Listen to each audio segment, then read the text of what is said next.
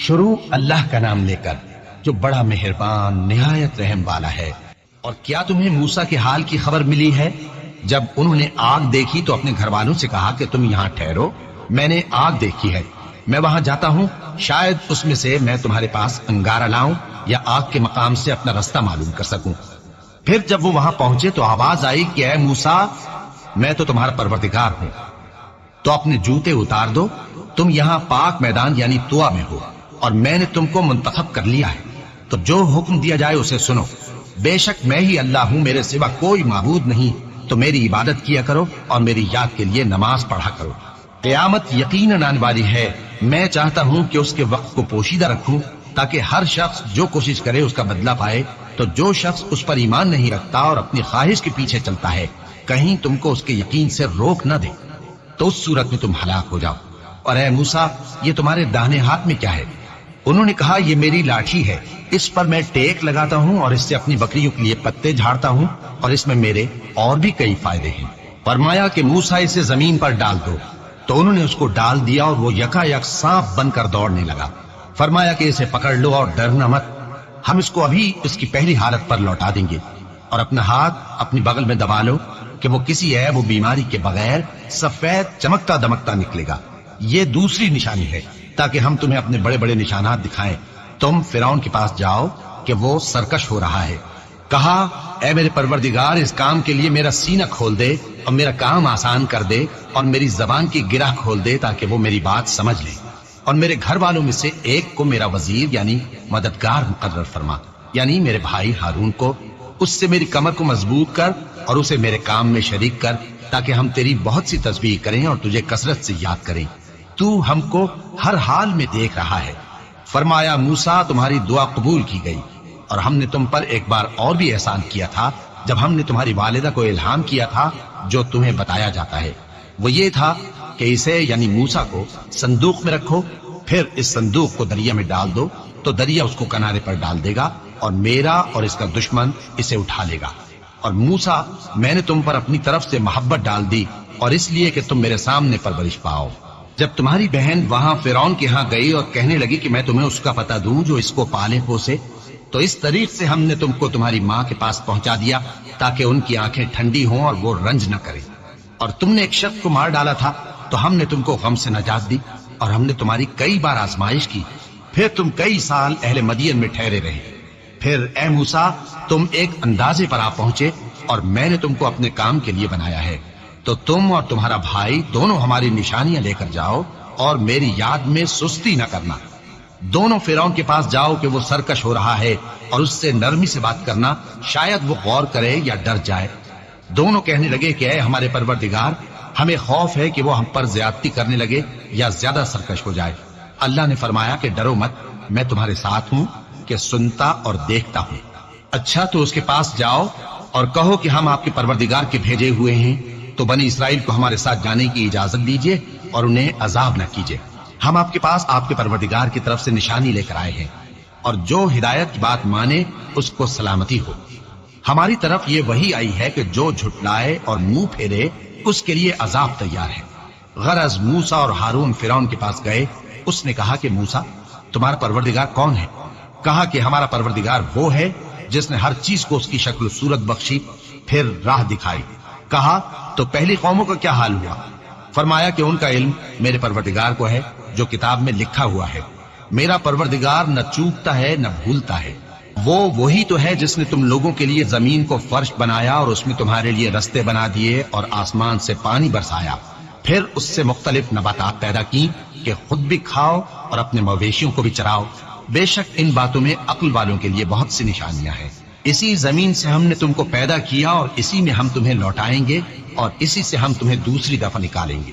اور ہم نے فرعون کو اپنی سب نشانیاں دکھائیں مگر وہ تکذیب اور انکار ہی کرتا رہا۔ کہنے لگا کہ موسیٰ، کیا تم ہمارے پاس اس لیے آئے ہو کہ اپنے جادو کے زور سے ہمیں ہمارے ملک سے نکال دو؟ تو ہم بھی تمہارے مقابل ایسا ہی جادو لائیں گے، تو ہمارے اور اپنے درمیان ایک وقت مقرر کر لو کہ نہ تو ہم اس کے خلاف کریں اور نہ تم، اور یہ مقابلہ ایک ہموار میدان میں ہوگا۔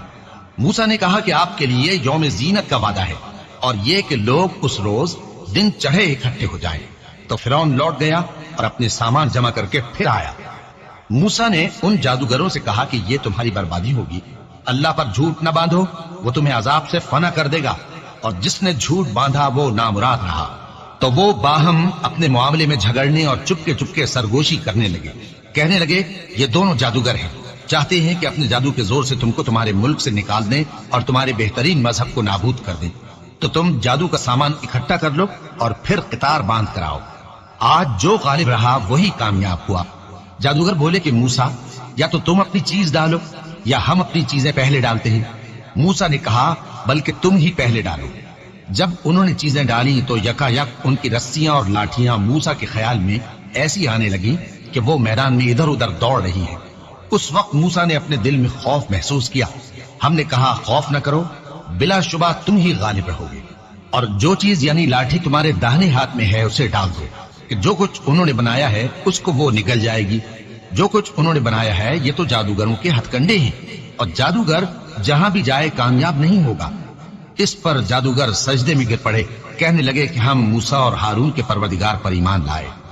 فرعون بولا کہ پیشتر اس کے کہ میں تمہیں اجازت دوں تم اس پر ایمان لے آئے، بے شک یہ تمہارا بڑا یعنی استاد ہے جس نے تم کو جادو سکھایا ہے، سو میں تمہارے ہاتھ اور پاؤں مخالف سمت سے کٹوا دوں گا اور تم کو کھجوروں کے تنوں پر سولی چڑھوا دوں گا، اور تم کو معلوم ہوگا کہ ہم میں سے کس کا عذاب زیادہ سخت اور دیر تک رہنے والا ہے۔ انہوں نے کہا کہ جو دلائل ہمارے پاس آ گئے ہیں ان پر اور جس نے ہم کو پیدا کیا ہے اس پر ہم آپ کو ہرگز ترجیح نہیں دیں گے، تو آپ کو جو حکم دینا ہو دے دیجیے، اور آپ جو حکم دے سکتے ہیں وہ صرف اسی دنیا کی زندگی میں دے سکتے ہیں۔ ہم تو اپنے پروردگار پر ایمان لے آئے تاکہ وہ ہمارے گناہوں کو معاف کرے، اور اسے بھی جو آپ نے ہم سے زبردستی جادو کرایا، اور اللہ سب سے اچھا ہے اور ہمیشہ باقی رہنے والا ہے۔ جو شخص اپنے پروردگار کے پاس گناہگار ہو کر آئے گا تو اس کے لیے جہنم ہے جس میں نہ وہ مرے گا نہ جیے گا، اور جو اس کے روبرو ایماندار ہو کر آئے گا اور عمل بھی نیک کیے ہوں گے تو ایسے لوگوں کے لیے اونچے اونچے درجے ہیں، یعنی ہمیشہ رہنے کے باغ جن کے نیچے نہریں بہ رہی ہیں، ہمیشہ ان میں رہیں گے، اور یہ اس شخص کا بدلہ ہے جو پاک ہوا۔ اور ہم نے موسیٰ کی طرف وہی بھیجی کہ ہمارے بندوں کو راتوں رات نکال لے جاؤ، پھر ان کے لیے سمندر میں لاٹھی مار کر خشک رستہ بنا دو، پھر تم کو نہ فرعون کے آ پکڑنے کا خوف ہوگا اور نہ غرق ہونے کا ڈر۔ پھر فرعون نے اپنے لشکروں کے ساتھ ان کا تعاقب کیا تو سمندر کی موجوں نے ان پر چڑھ کر انہیں ڈھانک لیا یعنی ڈبو دیا، اور فرعون نے اپنی قوم کو گمراہ کر دیا اور سیدھے رستے پر نہ ڈالا۔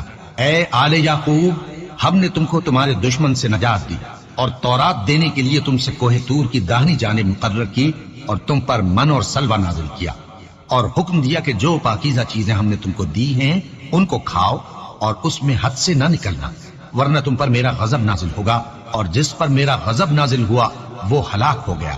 اور جو توبہ کرے اور ایمان لائے اور عمل نیک کرے پھر سیدھے رستے چلے اس کو میں بخش دینے والا ہوں۔ اور اے موسیٰ، تم نے اپنی قوم سے آگے چلے آنے میں کیوں جلدی کی؟ کہا وہ میرے پیچھے آ رہے ہیں۔ اور اے میرے پروردگار، میں نے تیری طرف آنے کی جلدی اس لیے کی کہ تو خوش ہو جائے۔ فرمایا کہ ہم نے تمہاری قوم کو تمہارے بعد آزمائش میں ڈال دیا ہے، اور سامری نے ان کو بہکا دیا ہے۔ اور موسیٰ غصے اور غم کی حالت میں اپنی قوم کے پاس واپس آئے اور کہنے لگے کہ اے قوم، کیا تمہارے پروردگار نے تم سے اچھا وعدہ نہیں کیا تھا؟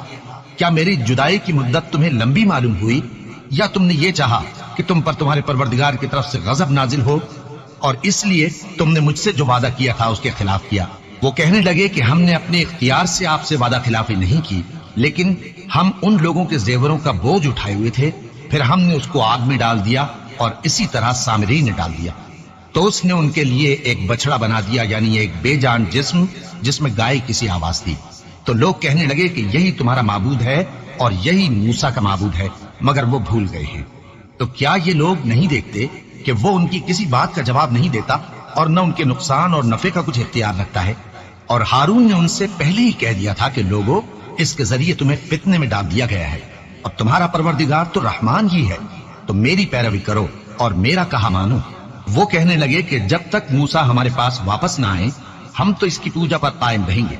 پھر موسیٰ نے ہارون سے کہا کہ اے ہارون، جب تم نے ان کو دیکھا تھا کہ گمراہ ہو گئے ہیں تو تم کو کس چیز نے روکا تھا؟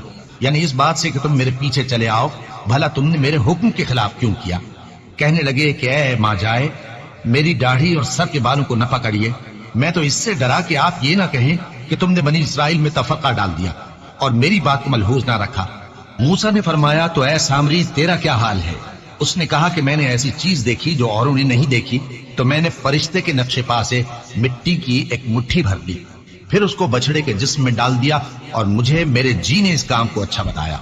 موسیٰ نے کہا جا، تجھ کو دنیا کی زندگی میں یہ سزا ہے کہ کہتا رہے کہ مجھ کو ہاتھ نہ لگانا، اور تیرے لیے ایک اور وعدہ ہے، یعنی عذاب کا جو تجھ سے ٹل نہ سکے گا، اور جس معبود کی پوجا پر تو جمع ہوا تھا اس کو دیکھ، ہم اسے جلا دیں گے، پھر اس کی راکھ کو اڑا کر دریا میں بکھیر دیں گے۔ تمہارا معبود تو اللہ ہی ہے، جس کے سوا کوئی معبود نہیں، اس کا علم ہر چیز پر محیط ہے۔ اس طرح ہم تم سے وہ حالات بیان کرتے ہیں جو گزر چکے ہیں، اور ہم نے تمہیں اپنے پاس سے نصیحت کی کتاب عطا فرمائی ہے۔ جو شخص اس سے منہ پھیرے گا وہ قیامت کے دن گناہ کا بوجھ اٹھائے گا۔ ایسے لوگ ہمیشہ اس عذاب میں مبتلا رہیں گے، اور یہ بوجھ قیامت کے روز ان کے لیے برا ہوگا، جس روز سور پھونکا جائے گا، اور ہم گناہگاروں کو یوں اکٹھا کریں گے کہ ان کی آنکھیں نیلی نیلی ہوں گی۔